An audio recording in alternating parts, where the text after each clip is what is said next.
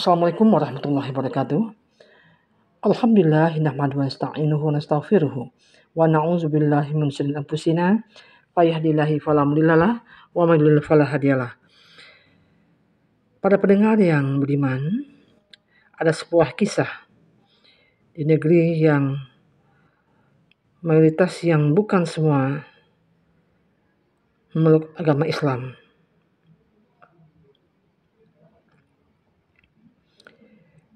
Ada seorang muazin yang sangat merasa bahagia dengan melantunkan azannya yang tidak bagus itu.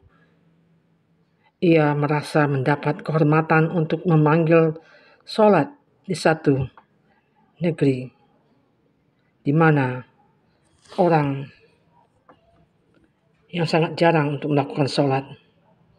Sementara orang-orang Islam mengkhawatirkan dampak azan yang kurang enak didengar telinga. Suatu pagi, seorang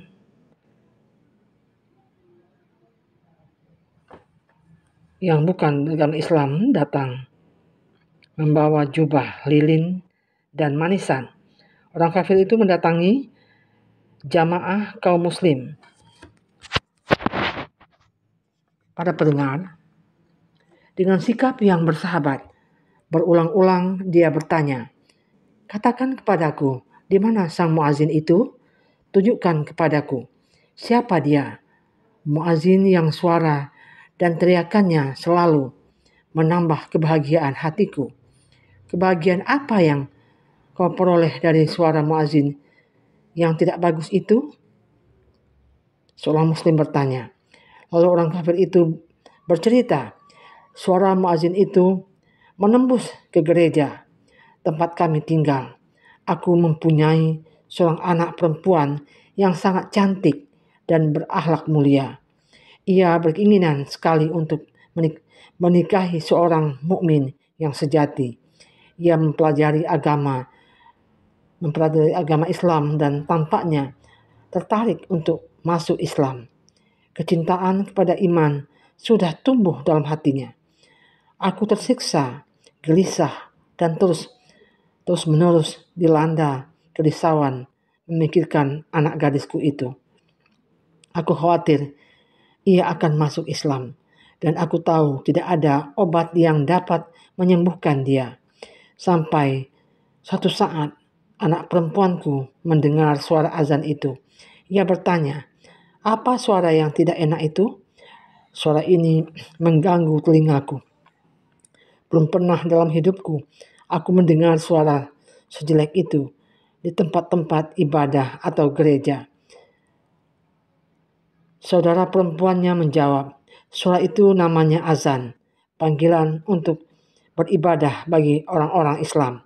Azan adalah ucapan utama dari seorang yang beriman. Dia hampir tidak mempercayainya. Dia bertanya kepadaku, "Bapak, apakah betul suara yang jelek itu adalah suara untuk memanggil orang melaksanakan sholat?"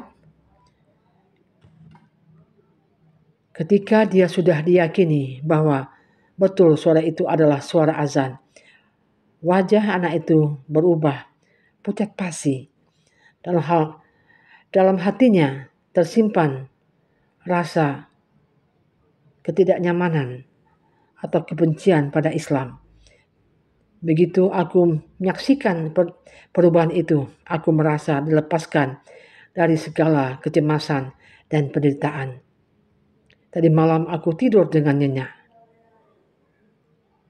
Dan kenikmatan serta kesenangan yang kuperoleh tidak lain karena suara azan yang dikumandangkan muazin itu. Orang kafir itu melanjutkan, betapa besar rasa terima kasihku kepadanya. Bawalah saya kepada muazin itu. Aku akan memberikan seluruh hadiah ini untuknya. Ketika orang itu bertemu dengan si muazin itu, dia berkata, "Terimalah hadiah ini karena kau telah menjadi pelindung dan juru selamatku. Berkat kebaikan yang telah kau lakukan. Kini aku terlepas dari penderitaan. Sekiranya aku memiliki kekayaan dan harta benda yang banyak, tentu sudah aku banyak kupersembahkan kepadamu. Para pendengar yang budiman,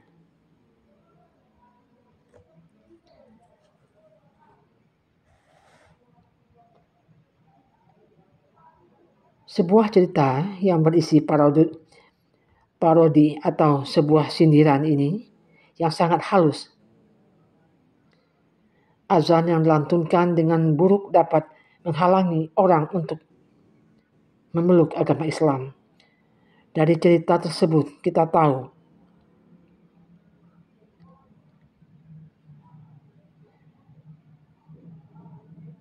keberagaman yang dimaksud adalah untuk membawa orang pada agama berubah menjadi sesuatu yang menghalangi seseorang untuk memasuki ajaran Islam.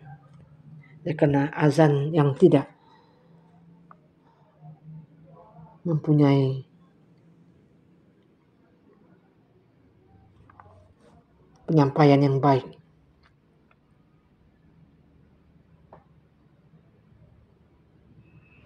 Para pendengar yang budiman,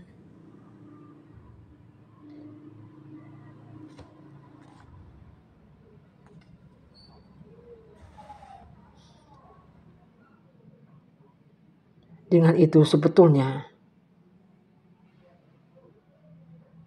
ada dua hal yang membedakan macam keberagaman atau macam kesolehan.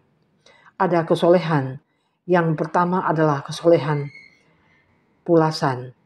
Orang meletakkan nilai pada segi-segi lahiriah. Orang meletakkan kemuliaan pada pelaksanaan secara harfiah terhadap teks-teks syariat.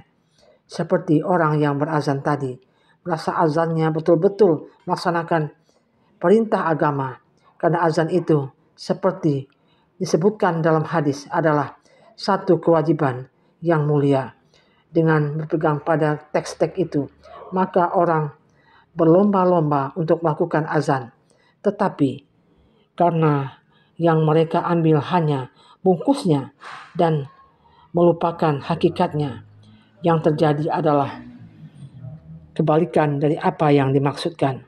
Azan dimaksudkan untuk memanggil orang untuk melaksanakan sholat. Tetapi dalam cerita tersebut, azan telah berubah menjadi suatu alat untuk menjauhkan orang dari sholat. Azan tidak lagi menyuruh orang untuk beribadah, tapi azan telah menjauhkan orang dari ibadah kepada Allah Subhanahu wa taala. Itulah jenis pertama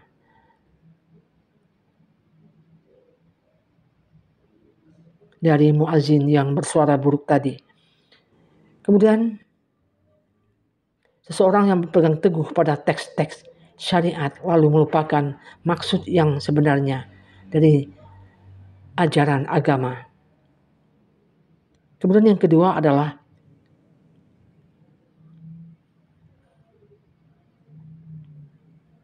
pentingnya memelihara lahiriah dari agama dengan tidak melupakan segi-segi batiniah dan tujuan-tujuan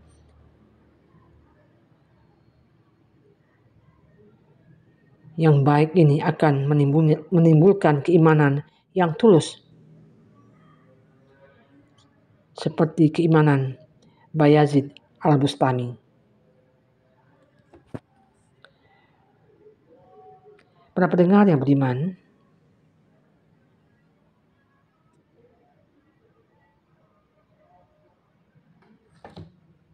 ketulusan betapapun kecilnya mampu mengubah dunia, dan keberagaman yang tidak tulus betapapun besarnya tidak berdampak apa-apa kecuali hanya menjauhkan orang dari ajaran Islam yang sebenarnya. Para pendengar, kita memerlukan Islam yang tampil dengan wajah ramah, keterikatan pada bentuk-bentuk lahiriah yang terlalu setia dengan mengabaikan inti dari ajaran Islam bisa jadi akan menghambat ajaran kita kepada orang-orang untuk kembali kepada ajaran Islam. Kadang-kadang kita sering menemukan beberapa gelintir orang yang berdakwah, memanggil orang pada ajaran Islam, tetapi dapat membuat orang semakin jauh dari Islam karena orang-orang yang datang ingin mencari ilmu dalam sebuah majelis taklim misalnya. Mereka disirami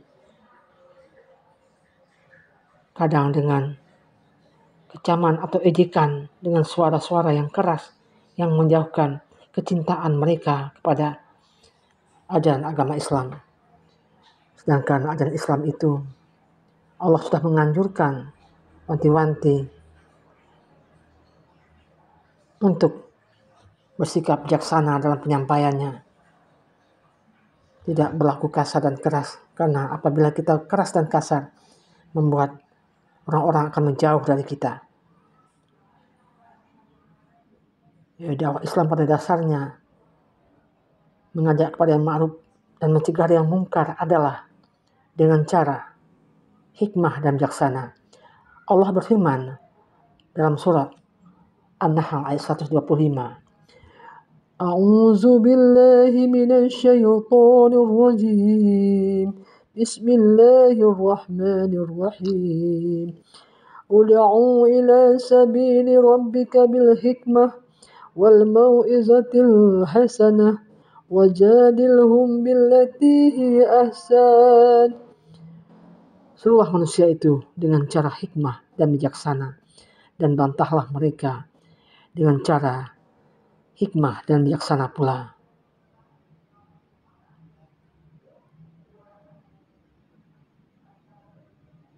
Para pendengar yang beriman,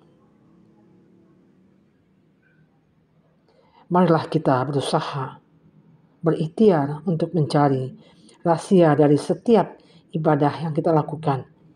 Keimanan yang sebenarnya adalah keimanan yang dapat menarik semua orang kepada haribaan Islam, kepada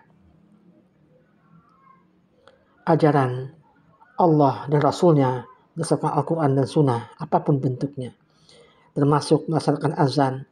Semoga ini dapat menjadi pelajaran. Carilah bagi pengurus masjid orang-orang yang benar-benar pantas untuk menggunakan azan dengan suara yang terbaik yang dapat menggugah orang untuk melaksanakan sholat, seperti halnya azan Bilal bin Rabah, menyentuh hati orang-orang yang mendengar, karena azan adalah panggilan untuk melaksanakan sholat menghadap Allah SWT. Hendaklah kita mencari orang-orang yang mempunyai kualitas azan yang baik agar bisa menyentuh atau menggerakkan hati orang-orang muslim untuk melaksanakan sholat berjamaah. Dan bagi orang-orang yang bukan beragama Islam, dengan mendengarkan azan yang baik, semoga hati mereka tergerak untuk mempelajari, untuk mengenal ajaran Islam, sehingga mereka tidak menaruh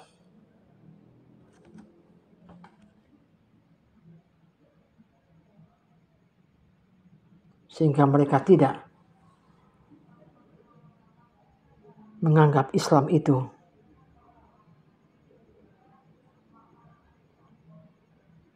tidak mempunyai kualitas yang baik.